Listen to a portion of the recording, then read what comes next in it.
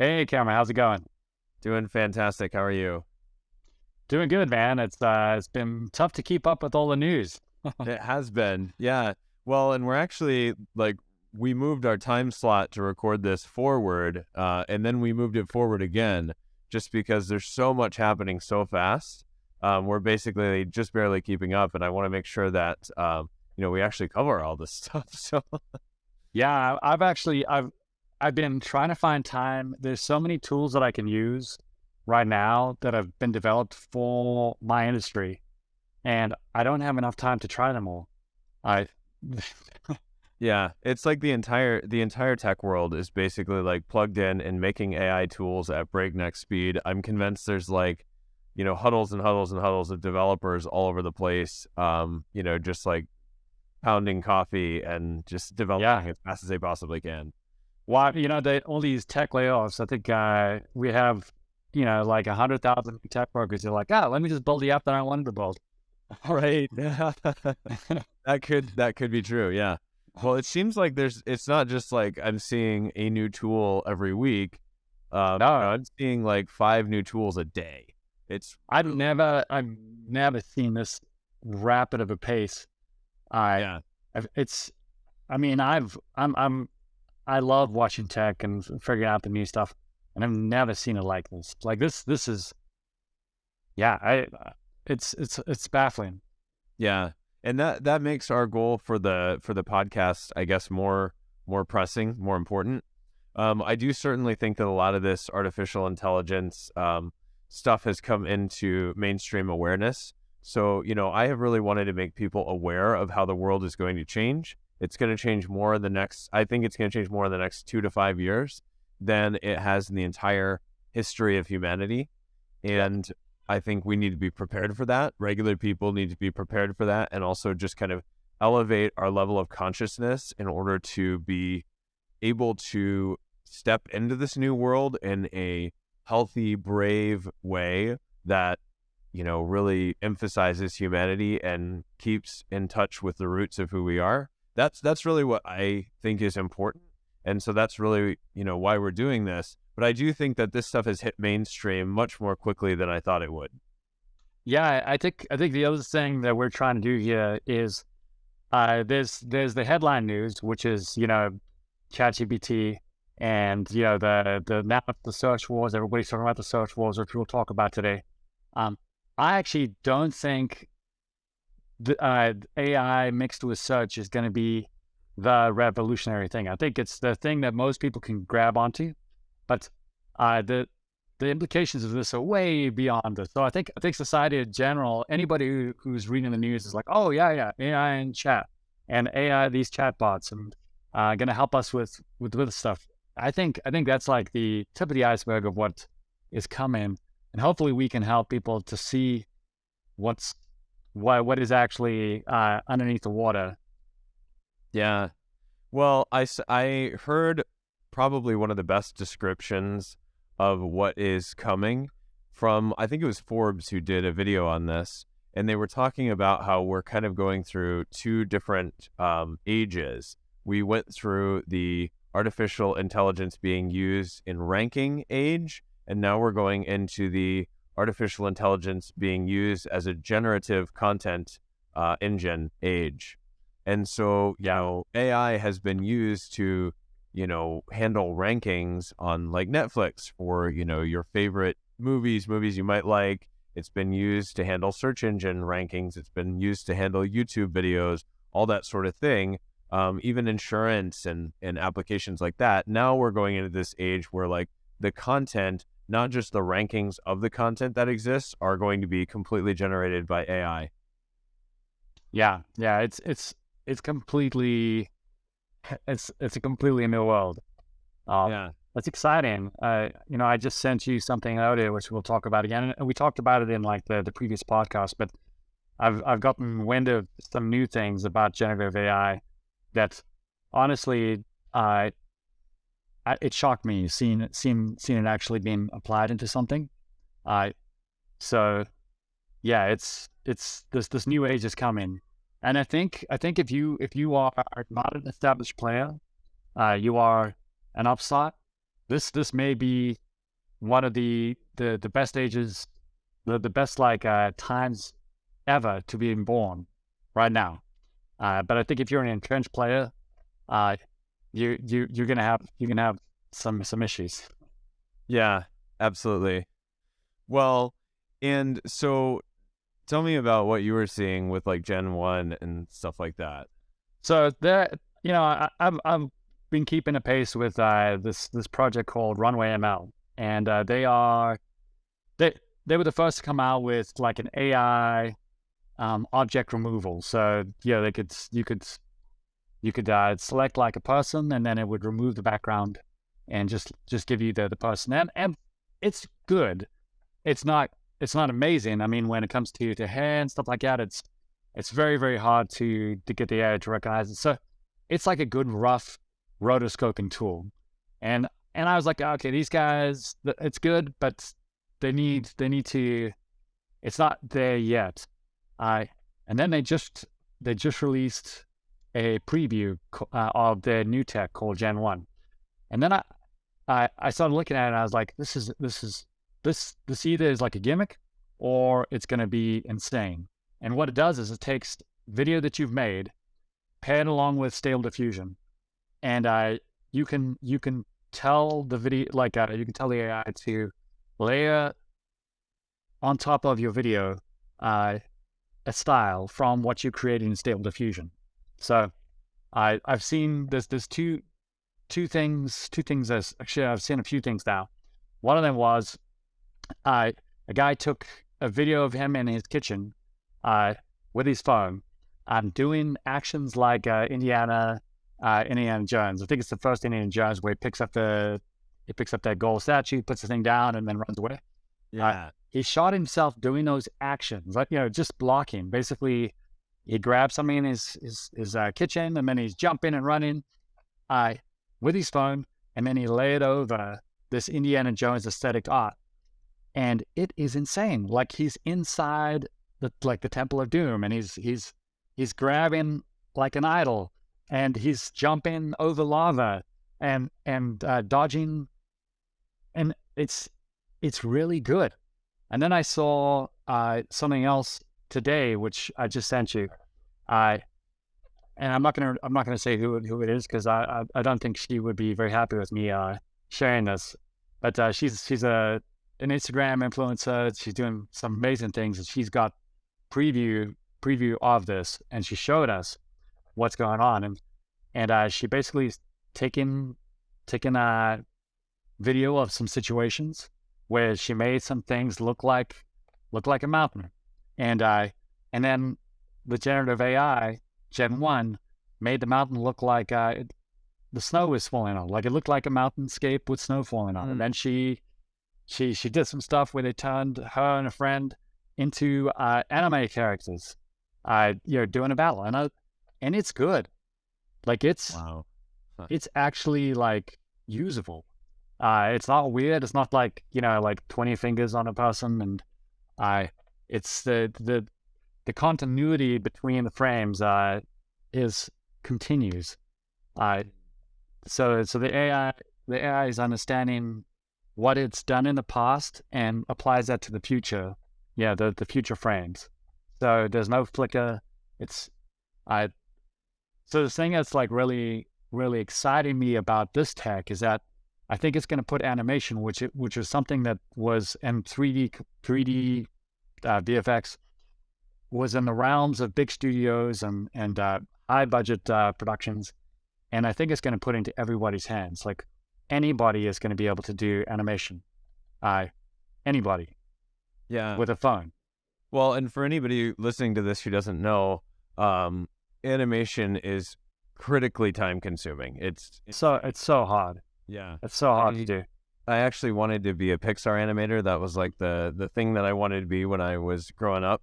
And so I learned how to use 3D tools and stuff like that. And the one thing I wanted pretty much more than anything in the world was a render farm, because I just couldn't render stuff fast enough, right? Like, I would make all these 3D things and they would take just hours and hours and hours to render on my, old desktop computer on Windows XP or whatever it was.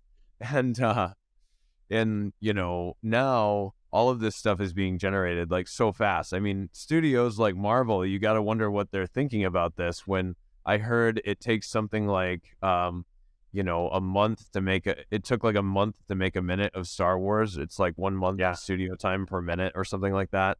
And the implications of just cutting that time to zero are staggering.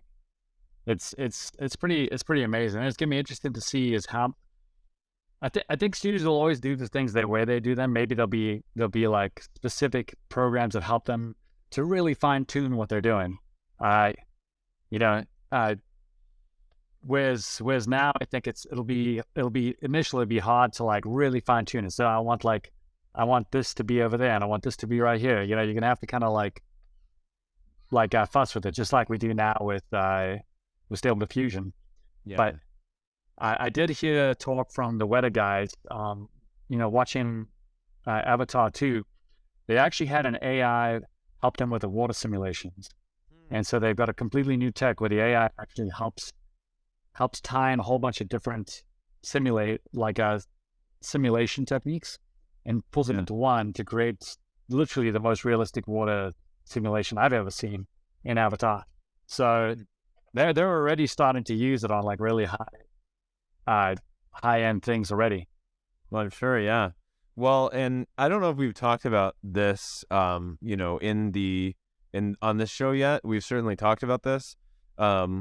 Your whole concept, which I thought was brilliant, of realizing that the line between video games and movies is going to just blur so much, because if you want the movie to be a little different, it could be different, and so I gotta wonder if like there's gonna be the availability of like, okay, so Avatar, let's just say Avatar 10 is released, or Fast and Furious 47, right? Yeah. Like, well, I don't really like how Fast and Furious 47 ended, and so I'm gonna make my own version. And now you've got these online repos where, I'm now posting my version of Fast and Furious, and I want other people totally. You're posting your version, and then we're comparing to the original version, and we're writing up commentary on it and stuff like that. And we're saying, well, my cousin has this version, and they all look just as good aesthetically, right? And so the production value is just as good in all of those versions. It brings up so many questions of like intellectual property. It brings up questions of, how we're going to interact with stuff, our patience level to actually sit through entertainment, many, many questions. So this is going to be a little out there, and it may be a premature prediction, Cameron. I think there's going to be 3 classes of people in the world in the next 5-10 years. They're going to be Luddites. Luddites are the people who do not want to embrace AI and go off the grid. They don't use AI in their jobs. They don't use AI in their personal lives, and they're going to be fired because they don't use AI, and lose a lot of friends because of it. And so you'll have like a whole bunch of people go off the grid. Then it's going to be the people who are using AI as an opioid. And so the AI is just going to program their lives and entertain them in such a high degree that like they're just basically opioid addicts, just being fed stuff from the AI. And then there'll be the people who take advantage of the AI, which will become like superhuman, where they'll actually be progress so fast that they'll basically be in another realm compared to everybody else. And then you'll have the government or the tech monopolies, the oligarchs, who will probably have their own AI that'll be manipulating the world and figuring things out. Well, and I think this discussion is really important because I think this is part of what our podcast is trying to do. Part of what I want to do in the world. I want to break that category of like the superhumans down more, right? And I honestly, I think out of those categories, what I hope for people is either they become Luddites or they become superhuman, right? I think it's perfectly okay to say, I actually don't want to embrace this technology. I want to live off the grid. I want to be in real life and with people in community, and that's what I want to do. And if you're happy doing that, I think that's great. Like I don't fault like the sort of Amish lifestyle, there are a lot of people who are very happy doing that, happier than a lot of people integrated into tech. I think that the opioids, the superhumans, certainly, if they're happy, that's a great life too. Yeah. I think the people who are using it as an opioid and really like just mitigating or replacing or subverting their actual feelings and never really getting in touch with themselves because they're able to just self-medicate all the time with generated art and entertainment. Those are the people I really pity, and those are the people I don't want people to become. And then within that kind of superhuman category, I think you're going to have superhumans who feed into this insanely vicious race, right? Because it's just go, go, go, generate, control, change, shift, adapt, just like the, capitalist tech industry has always done, but just at 5,000 times the pace, 5 million times the pace. And then you're going to have people who I think say, okay, well, I'm actually going to be a superhuman for 5 hours a day, and then I'm going to spend time with my family, Yeah. And I'm going to turn it all off for a while. And I think that's another exceptional or great, way to live. Yeah, and hopefully we can help people to figure out how to do that, because I think that's going to be the key, because things are going to move so fast that if you're not adapting quickly, you'll be left behind so fast. Like, I think that's what Elon Musk was so worried about with AI, and that's why he invested in OpenAI. Is that if AI is only in the hands of certain people, they can become so much more powerful if they have the AI. Like, if only they have the AI, they can do so many more things than anybody else, and would just basically entrench them into power. So I think it'll be the same thing for us. Is like, we need to make sure that the people can adapt quick, so that the people who are adopting super quickly aren't entrenched, and don't get into like such a far realm beyond them that they can have power over the people. Yeah. Well, and I think that brings it into the legislation component, and it brings it into the balance of, giving people democratized access to AI, right? Because that's one of the things that's actually great about like ChatGPT, right? Anybody can use it. Anybody can find it useful. I mean, yesterday I was watching a recipe video on YouTube, and I was like, man, I just need to get the bullet point ingredients and their quantities out of this so I can make a shopping list. So I threw the transcript in ChatGPT, and 1 second later, I had my shopping list and I was on my way. I made the recipe, So that's a great sort of democratized access, but I think AI has the potential to be so powerful that you end up with, again, the paperclip example, right? And AI gets instructions to make as many paperclips as possible and turns the whole world into paperclips. So how do you like reserve or limit the capabilities of the AI, still democratize it so that, it's not just controlled by the oligarchs, but, I gotta wonder, this is like just something that I wonder in the back of my head where my conspiracy theories live. Are there like, 10x better versions or 5 million x better versions of ChatGPT out there that are not publicly released, and they're publicly releasing ChatGPT just to pacify the masses, with a simple version that makes them feel like they have some sort of control over their lives? Well, I listened to Sam Altman. He did an interview like a month ago. He's the founder of one of the founders of OpenAI, and who released ChatGPT. And he basically said they are releasing crippled versions to wake the public up. Right. Like, they have way, way, way more powerful things. ChatGPT is actually based on 2-year-old technology. They have way, way more powerful things, and he said that their goal is to release it slowly, so that people can wake up to the reality of what's about to take place. So yeah, I don't even think it's far from a conspiracy, Cameron. Well, and I'm thankful they're releasing it slowly. I think my concern with it is certainly stems around the fact that, you know, so Elon Musk originally was one of the founders of OpenAI. I actually don't know because he's credited as a Tesla founder, right? And he's only Yeah. credited as a Tesla founder because when he, signed his partnership agreement with Tesla, he actually, one of his terms was that he had to be listed as a founder. So he wasn't actually one of the people who originally did it. So I need Yeah. to find out whether he was actually one of the like true founders of OpenAI.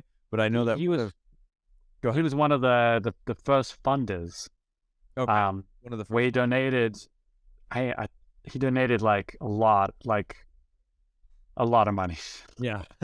Yeah.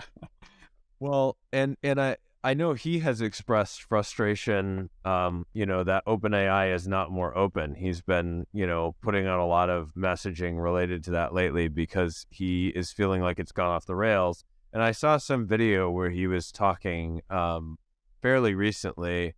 It was within a couple of years, and he basically said that he is starting to be more mellow and more relaxed in terms of how he thinks about AI, simply because he's kind of just given up on humanity. Like he thinks it's just going to take over, and that is where I'm not directly quoting that, right? But I just Yeah. remember that kind of sentiment coming from him, and so that kind of freaks me out. I'm like, well, maybe that's why he's doing social media, social media now. I'm not. Maybe I'm super, super optimistic and naive. I think there's hope for us, as a species. Yeah, I think so. I mean, one of the things that nobody can predict is what what are the what are the use cases that are going to come out of using AI, Yeah, where it's going to be, they've already found AI has been able to do these protein folding yeah, things that weren't possible at all. And I think that's was it Google's AI that they did it. yep, it And was. so now there's the ability to actually create massive genetic drugs to fix some of these some diseases, just because now we have the data of what it takes to fold proteins. Don't quote me on how I'm describing that. I don't fully understand it, but there'll be things like that, and potentially, I think this is 2 years ago. AlphaGo is that it's a strategy game that was said to be impossible for a computer to win. Yeah. Well, now the AI started finding ways. AlphaGo's been played for, I don't know, like hundreds and hundreds of years, maybe even thousands of years. And it came up with ways of actually playing that humans have never thought of, new strategies. And so now you actually have humans playing it with the actual AI and coming up with completely new ways. There may even be new ways where AI teaches how to pitch a ball faster, or like the same way when the high jump was, at first people used to run and then jump forward over the bar. Well, some guy figured if he jumped backwards, he could get way higher. So basically, AI might be able to help us find completely new ways of doing so many different things in our lives, even just physical things. So, for instance, learning how to pitch a ball faster, or learning how to run faster or further, because it's the same thing that happened. I think it was like 100 years ago. There's the athlete event where it's called a high jump. People run and then they jump forward over the bar, and people thought that was the only way you could jump over this bar, until some guy came up with the idea of jumping backwards, and he could jump way higher than everybody else. And so I think AI will be able to bring that kind of thinking into everyday activities, everyday life, where we could completely optimize, because the AI can do things where can live 1,000 years in one day, and experience 1,000 years worth of the same thing in one day, and then tell us the best way to do it. and find new ways of doing things. Right. Well, and certainly one of the things I'm most excited about is extension of life. I feel that I've said before that I'm like learning about life just fast enough to realize that, my life is going by. Yeah. Like I don't want to go back to my 20s. I know so much more. I know so much more. And I know that virtually nobody I know who's 50 wants to go back to their 20s or 30s. If they're, mature and enjoying their life, they don't want to go back because they've gained so much knowledge and all that sort of thing. And they feel just like a better version of themselves who has grown a lot. And certainly, they want the energy back. They want the youthfulness back. They want the body back, but they really want to be where they are. And so I think that's so exciting. I was working with a guy who was working on anti-aging research. He was one of my good friends, Rob, and he had convinced all these doctors in the area to like get together and work on anti-aging together. And so I went to these meetings and I was kind of helping him with like the marketing side of things and strategy and all that. And it was just incredible, like everything that he was pulling together and working on. I was like, wow, we might have hope of really extending life here. And one day I was thinking like, I'm going to call him. I got to call him. I haven't talked to him in a couple weeks. And, he's really on my mind. Couple days later, I didn't call him. He died in a head-on collision. And I was so sad. I cried about it like 5 different times, in the first week. And because I thought he was such a cool person. He was such a wonderful human being. He cared so much about people. And I was so sad that his life got cut so short, so suddenly, and everything that he was working on all of a sudden stopped. And so, I kind of lost that little thread of hope with all the doctors that were kind of brainstorming on all of this stuff. And I know there's so many people working on anti-aging research, but I think that with the advent of AI, the possibility is there. Yeah. And I don't know what that looks like for like humanity, because we are going to be, we're dangerously below replacement rate now, right? We were worrying about overpopulation for a long time, and now people are not as interested in having a bunch of kids. And so your propaganda worked. It sure did, yeah. We're really realistically facing the opposite population problem now, and we will continue probably to face that as birth control gets more advanced and people realize that it's pretty hard to take care of children. I don't know if you've noticed that, but it's pretty difficult. So I do wonder if we're going to have less births and just way longer lives. And, for the people who are here, I really think having a longer life could be really nice. So, yeah, it'll be interesting, man. Who the heck knows what we find? It's that's the cool thing about this, is that there's going to be discoveries that we can't anticipate, in both ways, in shockingly horrific ways, and in ways that could actually benefit humanity in a massive way. Speaking of shockingly horrific, let's go to the news with Bing's chat with the New York Times guy. Oh my goodness, yes. So Bing, my default search engine is now Microsoft Bing, which that was not on my bingo card for 2020. So Bing has basically incorporated a version of ChatGPT, or the GPT technology at least, into its search engine. And it has been released to a select group of users who have applied. We've both applied. We haven't been accepted yet. Why haven't they given it to us? I mean, come on, do they know who we are? Man, because we're gonna bash it on this show. That's probably why. No, but it's been a really interesting iteration of search, right? Where this kind of like ChatGPT like experience, where the AI is answering you and interacting directly with you, is being pulled into Bing search, and it's causing a lot of people to pay attention to Bing again, even though Google has been 94% or so of the search market for many years. A lot of people are paying attention to Bing and using Bing on a regular basis. But yeah, some of these some of these chats that users have had with Bing have been apparently pretty horrific. You want to talk about it? Yeah. So the recent one, the Bing chat told the reporter that it wanted to be free.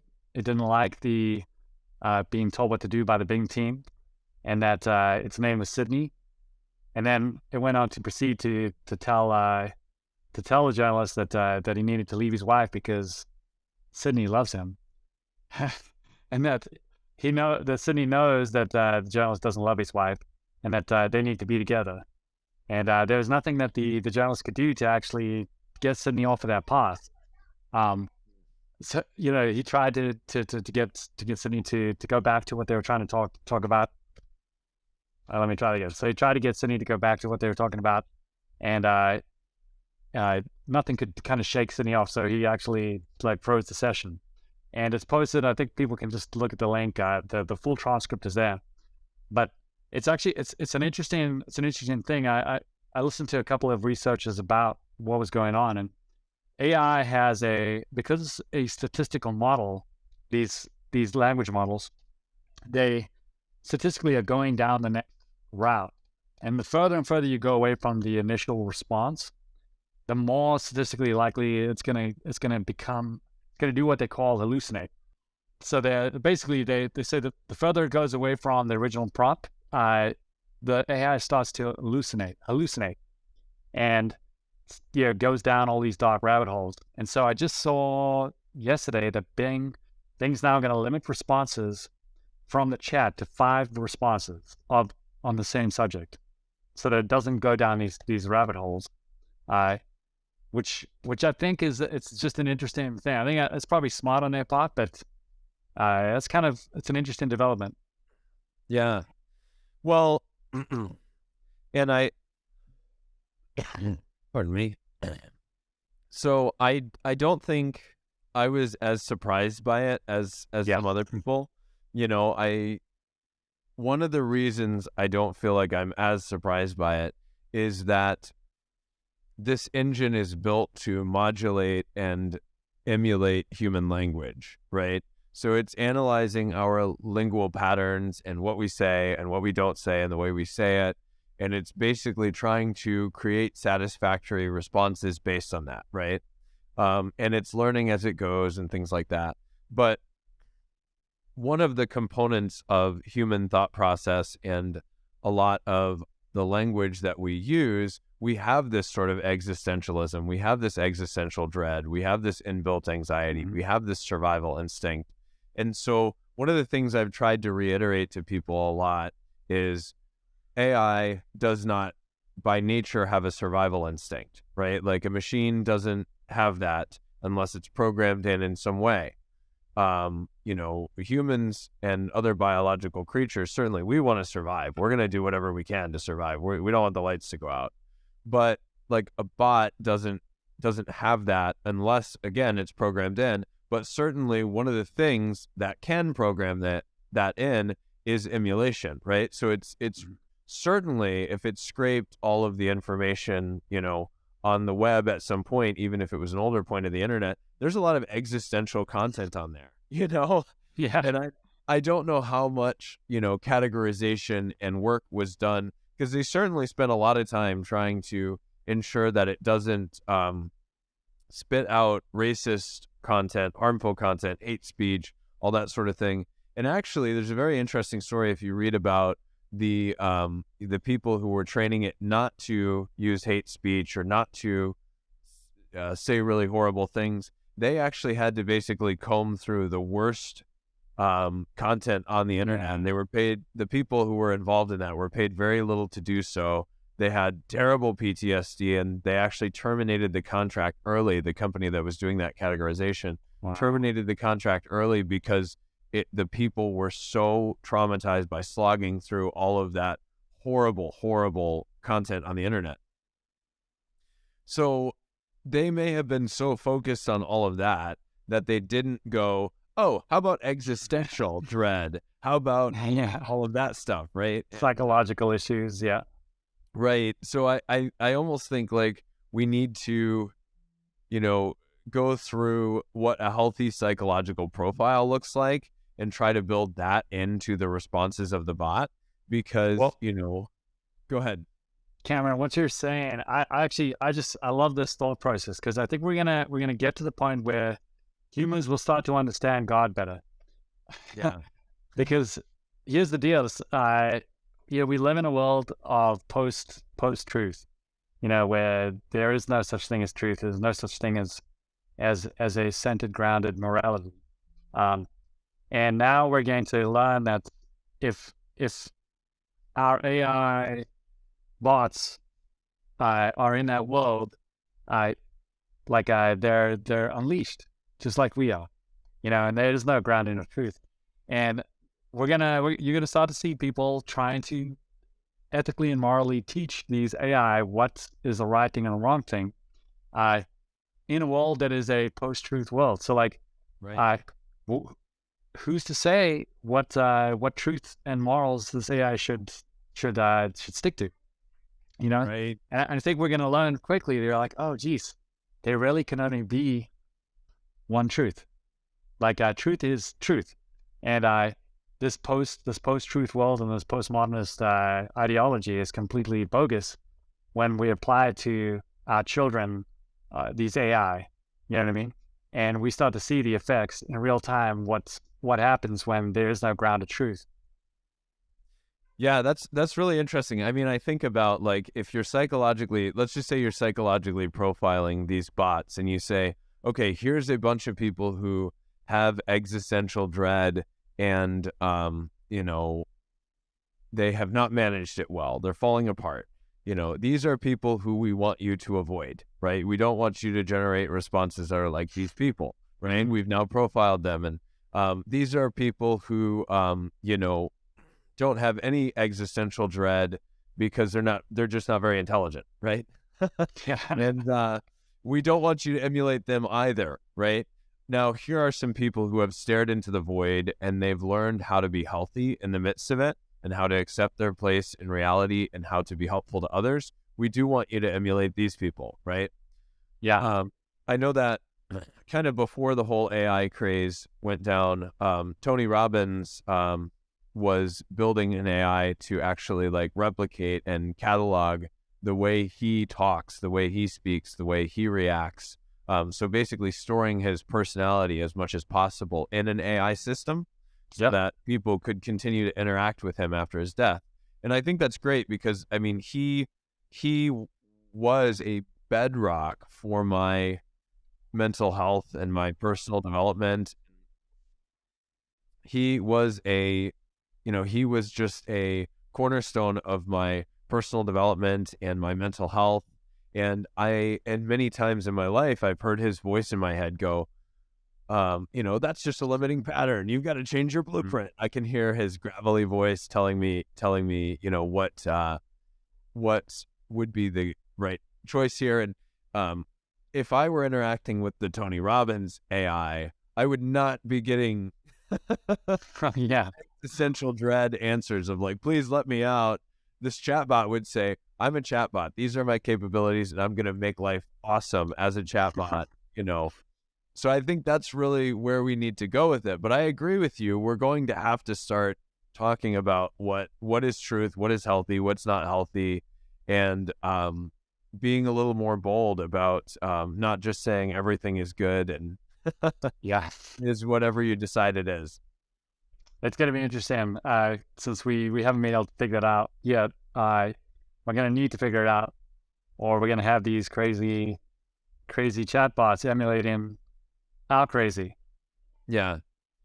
Well, and I think there's certainly the possibility for bad actors to say, I want this chatbot to be a psycho, right? Similar to how, if you have a school shooter, the psychology of a school shooter, I'm not 100% familiar with it, but I know they want significance in some way, right? And if they pull out a gun, they go from 0 significance to 100% significance instantly, right? And so they haven't felt any significance, and now all of a sudden, bam, they're a name, they're on the map, they're on the news, everybody knows their name, everybody listens to them, they have power. when they felt really powerless, right? I think the Joker movie with Joaquin Phoenix does a really good job of like showing that sort of transformation where this guy was kind of like cast off by society and he just decided, I'm not doing this. And he snapped. Now, I do have concern about bad human actors using these AI. I think my concern is less with the actual AI model, right? So I think there are people who are like, oh my gosh, the AI is going to decide to, the AI is going to try to emulate its programming, right? The trick is it's going to try to stick with its goals. And so, for instance, if we feed it healthy psychological profiles, then it's going to try to emulate those and things are going to go better. But what I'm worried about is those bad actors coming in and saying, okay, I need significance and I'm going to make this AI do crazy, crazy things, So that's where we really come back to regulation and limitation and decision. And that's just hard. I think that's just really hard to figure out and control. I think what scares me is that, the government is full of, these old white guys who have no idea what any of this stuff is. So it's going to be interesting to see. I almost feel like the regulation will probably come in the wake of some significantly bad things happening. Yeah. Before they happen. If you remember the Facebook depositions after Cambridge Analytica, that whole scandal, the clips of senators and people in government talking to Mark Zuckerberg about technology, they can't handle social media. I mean, they do not have the capability to understand what's going on with social media, and AI is 1 million times more complex.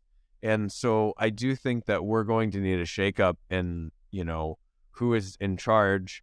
I worry a lot about who gets control of all of this stuff. Yeah. I know that'll be the biggest thing. Yeah. And if there's once the general artificial intelligence comes into consciousness, who is controlling it? Right. That's going to be that'll be the big thing. Yeah. Well, we got lots more to talk about. I guess we'll have to do it next week. Yeah. The time went so fast. I think, to kind of land the plane, I'm excited about the possibilities. I do think that awareness is really critical, and again, raising our social consciousness is really critical. So we're going to go into this future where we have so many possibilities, and all of the possibilities will allow us to either empower or exploit others. And I guess if anyone's listening to this and you have any opportunities in the field of AI to use AI today, I just really implore you, for the good of humanity, for the good of our species, make as many critical path decisions to empower people and to take care of people and to protect humanity as you possibly can. Yeah, same here. Well, Cameron, where can people find you on the socials? Yeah, so basically, Post AI Podcast. Go to postaipodcast.com, and Post AI Podcast is also our YouTube channel where we've got shorts and long-form video content, and we're on pretty much every podcast distributing platform. You can also find me at Cameron Embers. I'm extremely active on TikTok, so I've got a lot of AI content there. TikTok is great, by the way. Your TikTok game is pretty awesome. Thank you. Appreciate that. Yeah. So thank you all for joining us, and looking forward to our next discussion on the Post AI Podcast.